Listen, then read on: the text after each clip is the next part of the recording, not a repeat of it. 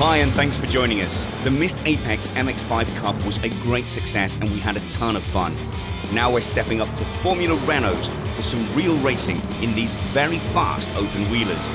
Today is the first round of the new Missed Apex Formula Renault Challenge from the Okayama International Circuit. Manners may have to take a back seat to fast and fiery competition, so let's get things rolling. Here are your commentators for today's action, Chris Stevens and Chris Catman Turner. It's time for something new. Welcome everybody to the very first Missed Apex Formula Renault 2.0 Challenge. My name is Chris Stevens and I'll be your lead commentator this evening. We are here to bring you something new and exciting. Gone are the Mazda MX-5s that we used in our previous championship, and we say hello to the Formula Renault 2.0, and we are extremely excited about this, primarily because if you are anybody who is anybody in motorsport, you have probably driven one of these cars at some point. As you'll be able to see, we are racing around Okayama, where we have previously raced with the MX-5s, and we of course have to congratulate Steve Ficacci on winning the MX-5 championship with 4 wins that he took over the course of the season. And congratulations also to James Wingfield, Ian Erasmus, Gregory Leader, Sam Watley and Michael Weddle, who also took victories in the MX-5 Cup. But everything has been reset to 0 for this one. And we are very excited. Racing around Okayama, the 2.3 mile circuit with 13 turns, most of them named after British racing legends who were the first to come and race here after Hajime Tanaka came up with the idea for a playground for wealthy folk to come and do some amateur racing. And it was the British sports car legends who came in to anoint the circuit, as it were, and there are plenty of corners named after those people. I'm joined this evening by Chris Catman Turner, and he'll be accompanying me throughout tonight. I am very accommodating. Thank you very much, Chris. How are you looking forward to this evening? It should be absolutely phenomenal from start to finish. Yeah, I am absolutely super excited for this. The MX-5s was great action, but actually, this is really a step up in quality for these cars. Those MX-5s, they had, as you were talking about the brakes a minute ago, they were quite easy to drive. You can still make mistakes, but these are very punishing cars, so we're likely to see a lot of good racing with these. Yep, and we were just talking about the circuit, and we have Bradley Philpot as well to tell you more about the 2.3 miles of this Okayama circuit. Welcome to this track guide for the Okayama full circuit.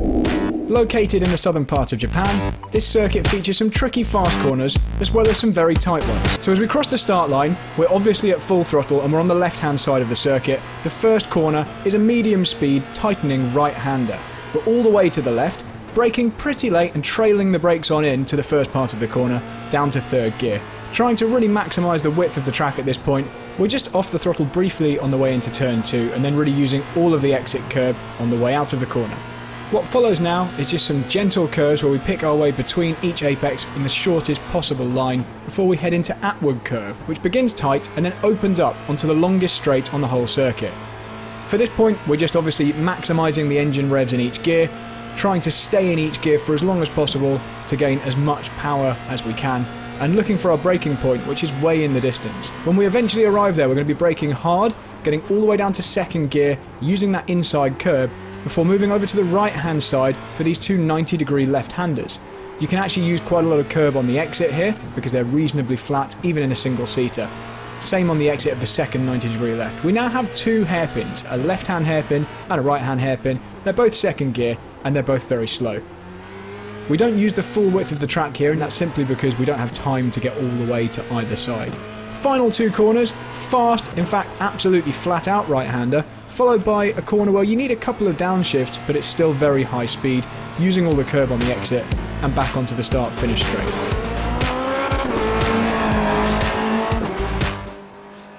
With that message from Richard Morgan coming through, by the sounds of it, everybody is done. So Alexander Derbertsberger will be the first pole position winner of the Missed Apex Formula Renault 2.0 Challenge. sharing that front row with Gregory Leader, Bradley Philpott, and David Hatton on the second row. Then Edward Shelley and Tim Ellis, Sam Watley, Gary Thomas, James Wingfield, and Ian Erasmus, your top 10 for the first round of this new championship. And we're about to go for lights out for round one of the Missed Apex Formula Renault 2.0 Challenge. Green flags, they are away for the first round, and Alexander Devensberger moves over to the right-hand side immediately, but he has got his lead secure. But he's locked up and he's hit Gregory Leader on the way into the first corner. Contact between the two men from the front row immediately as Philpott takes the lead ahead of David Hatton. No, Hatton has swept round the outside to take the lead round at Williams' men. There's Tim Ellis, who's just taken third place. And then we've got Edward Shelley in fourth, James Wingfield fifth, and then John Lang trying to get up the inside now as they come down towards the back straight. Absolute drama on the opening lap, Chris. That's right, we were saying just how difficult these brakes are. We're going back to the leaders. Philpott is back under pressure. Sorry to come off lead, Chris. Yep, Tim Ellis trying to get down the inside, but Philpott sees him coming and is able to defend that second position. And off goes Shelley on the exit of the hairpin corner. He's off and out of that fourth place, and that promotes Wingfield and Lang, who are still going side by side. A couple more cars struggling to get around those two left-handers. That's it. So at the final corners here, Philpott is putting the leader under pressure. It was poor Derbertsberger. He was a sitting duck there, and we were saying how bad these brakes are, how tricky they are to get them right. Cold tyres, cold brakes, and just locked up from behind and just punted him straight off. Yeah, Wingfield and Lang still going absolutely hammer and tongs, but the top three have pulled away. And so at the end of the first lap of this new championship, David Hatton leads the way ahead of Bradley Philpott, Tim Ellis in third place. And there's a bit of a gap back to James Wingfield, who is really coming under pressure from John Lang. Then we've got Sam Watley, who is got Gary Thomas for close company. Then John McClintock and Sam Harper just down the field, as the leaders are making their way through the Moss S and down towards the Atwood curve for the second time. And Philpott looks like he's going to try and find a way through. He was really strong in that third sector on the opening lap, and but I feel like Hatton's just got him covered on this occasion. That's it. Hatton's got to find himself into a rhythm here, but that slipstream is quite powerful in these cars. You said about the downforce. Philpott gets very close into the hairpin, but he's not looking just yet. Lang up the inside of Wingfield for fourth place into the hairpin corner. Sorry to carve you there. No, that's absolutely fine. If you make these little fake moves that look menacing, the problem is you lose yourself some time. So Philpott is a wily character. He's just going to tuck in behind until he knows he can make that move. Spanners has made up 3 places from his grid position to 10th place now. And I believe, Matt Trumpet's close behind him as well. He's in 11th place. Haven't seen Carl Power come through the field yet, so I don't know if he got caught up in some of the first corner skirmish. Hatton, meanwhile, moving over to the right-hand side, and Philpott following him like a stalker as they go down the pit straight. Just 4 tenths between them as they came over the line, and Philpott looks like he's really finding his feet with this car. Yeah, it's much closer than 4 tenths now as they're coming down the straight into another heavy braking zone. Is he going to make a lunge? Yep, he does indeed. He's going for it, and they are wheel to wheel. Hatton's going to try and fight him around the outside, and they're going to go wheel to wheel down the back straight. But I think Hatton has just got the momentum on him. Yep, Philpott tucked back into the slipstream. Meanwhile, Lang and Wingfield are still going hammer and tongs over fourth place. But here comes Philpott trying to challenge down the outside into the hairpin corner. You can make a move around the outside there work if he could just get some purchase out on that curb. He's got the inside line for revolver corner. Oh, they're so close on the way in, and Hatton takes a little bit of gravel on the outside of the corner, but he has defended that lead. That's is stunning close racing from these two. They're giving each other just enough room, and Philpott is so close behind. He's going to find it very hard to get past, but he's right tucked up on almost touching him through Hobbs' corner, and just struggled to get on the power down a little bit, and Hobbs just Hatton, I should say, just gained just a car length on him out of the corner. So what are they going to do when they get back down towards turn 1 this time? That's it. With a bit of these cars don't do too well under bump drafting, so Philpott's going to be a bit careful not to just nudge his rival there. No, absolutely. If you thought you couldn't get away with contact in the MX-5s, then you definitely will not get away with contact in these cars. And hopefully we'll promote a little bit of closer racing and cleaner racing as well between these guys. Yeah, Philpot has lost a little bit of time on that occasion, although a mighty entry into the outward curve. But there was about half a second as they came over the line. I think Hatton feels like he's under pressure here down this back straight. He's moved back onto the racing line. There are a couple of lines throughout where you can keep it tight and you can get a better drive, or you can lunge in and get a wider exit, but it does compromise your exit. James Wingfield has fallen out of the battle for fourth place, so John Lang has secured that position. Not sure what happened to him down in there. Maybe a little bit of contact or a drama between those two, but Lang very much secured in fourth place, although he has got Sam Watley for close company in that squabble. Meanwhile, Hatton and Philpot rounding Hobbs Corner. And just behind Watley, we were talking about Sam Harper earlier on. He started grid 16 here, now P6 in the race, so he's jumped up like Brilliant. And we same for Steve Ficacci, now 14th from 21st on the grid. Do not count him out for a top three finish later on, especially because of the reverse grid races that we still run for the whole field, not just a top 10 reverse grid or a top 20 reverse grid. The entire field gets reversed for the second and third races. Spanners, meanwhile, we can see him. He has moved up the order as well to 8th place with Trumpets in close proximity. These two are going absolute hammer and tongs. Bit of a gap to John McClintock ahead of them. But these two having a nice little squabble in their little personal battle for podcast supremacy. That's it. When we get to the start-finish line, let's see if we can go to Spanners Ready. Richard, the host of the podcast, when he's down the start-finish straight, he's under a lot of pressure from Trumpets or Matthew Ragsdale's. You'll see him coming up on the timing screens. Just 4 tenths between them as they came over the start-finish line. Meanwhile, the leaders, Philpot, very nearly going into the back of Hatton as they rounded Revolver Corner. And still he's keeping tight as they go around these two hairpins towards the end of the lap. I think Philpot's trying to set him up here for a move down into turn 1. Let's see how he goes through the Mike Knight right-hander. Hatton's still comfortable, although Philpot actually looks like he can take a tighter line. Hatton goes a little bit wide on the exit of the corner, kicks up some gravel. Is that going to cost him his momentum? Philpot looks like he's going to be challenging, although Hatton has got the line on the way into the first corner. And once again, holds on. Philpot, though, has got the undercut on him, draws alongside as they go into Williams. He's trying to offset him, and he's doing a good job of it at the moment, but Hatton, defensive driving to the extreme and then doing an incredible job of it at the moment.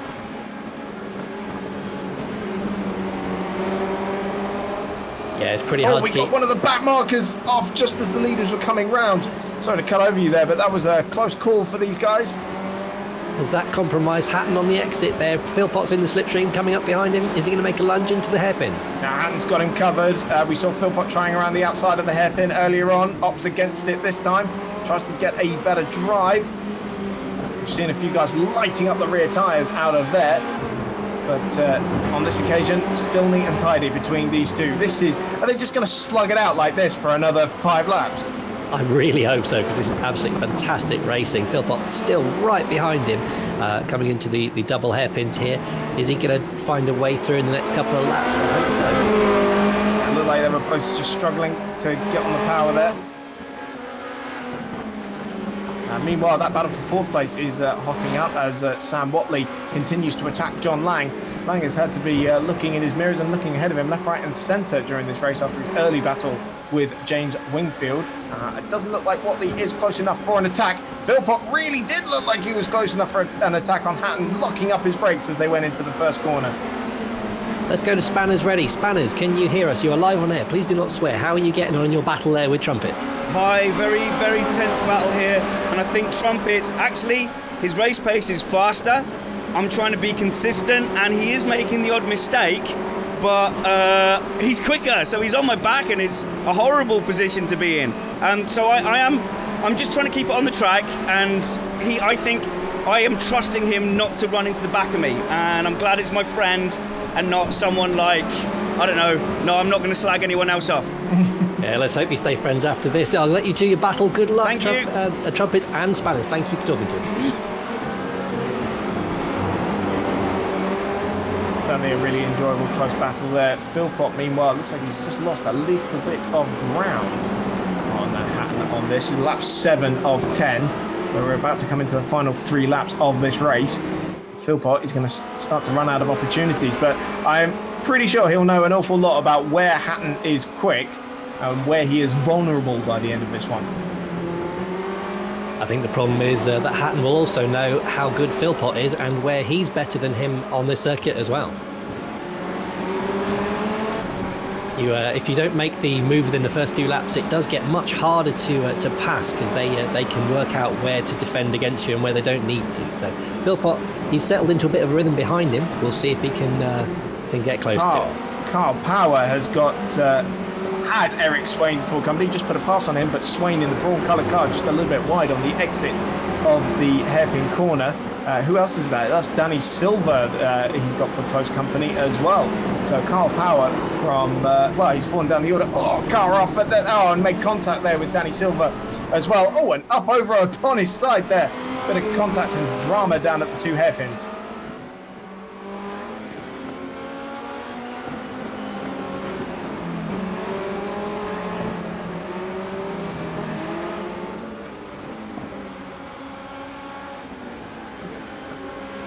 Still got David Hatton out in front, repelling the advances of Bradley Philpott, actually putting out a nice little advantage, almost 3/4 of a second it was across the line on that last lap. They're about to start the penultimate lap of the race. Yeah, it could be that Philpott has used up all of his tyres to go past Hatton. The tyres do drop off towards the end of the races here, which does make for interesting racing as they do tend to make more mistakes. So it could be that his run is spent. Absolutely.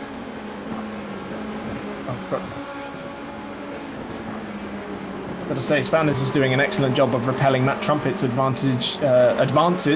And John Lang also pulling clear of Sam Watley now, so his 4th place looks pretty secure at the moment. Hatton had 9/10 of a second over Philpott on that last lap, as we got another car going off right in front of the leaders, and Hatton has had to really slow up, and Philpott has caught right up with him. This could be Philpott's one opportunity to take the lead of the race, and they are side by side coming down the back straight, and this time Philpott crucially has the inside line for the next right-hander coming up down towards the hairpin corner. Is he going to be able to get it slowed down when he gets there? Has Hatton got any kind of an advantage? He's locking up. Hatton is forced out wide. He's trying to hang on into this one, but he's out wide. He's still got the inside line though for the revolver corner. Lock up from the pair of them. Philpott now trying to force his way around the outside. He's got it. Philpott takes the lead. Wow, that was so close. They were wheel to wheel for a good 3 or 4 corners there. Philpott, that was stunning. He took advantage of that mistake from the back marker. That's gutting for Hatton. Yeah, absolutely terrible timing for David Hatton, who in maybe a little bit of frustration gets the back end out as they exit Hobbs corner. Has he got any kind of a rebuttal as we enter now the final lap, coming down the pit straight now? 1 lap for Hatton to try and reclaim his lead and make history in Missed Apex Motorsport as the first winner of the Formula Renault Challenge. Although it doesn't look close enough. 6/10 of a second was the gap as they came over the line. Certainly not close enough to have a challenge into Atwood Curve, it would seem. So they're coming around Williams, and he'll try and slipstream in through the Mosses and towards the Atwood Curve. But perhaps he's running out of opportunities now. Philpott just has to keep it neat and tidy and hope no pack markers get in his way.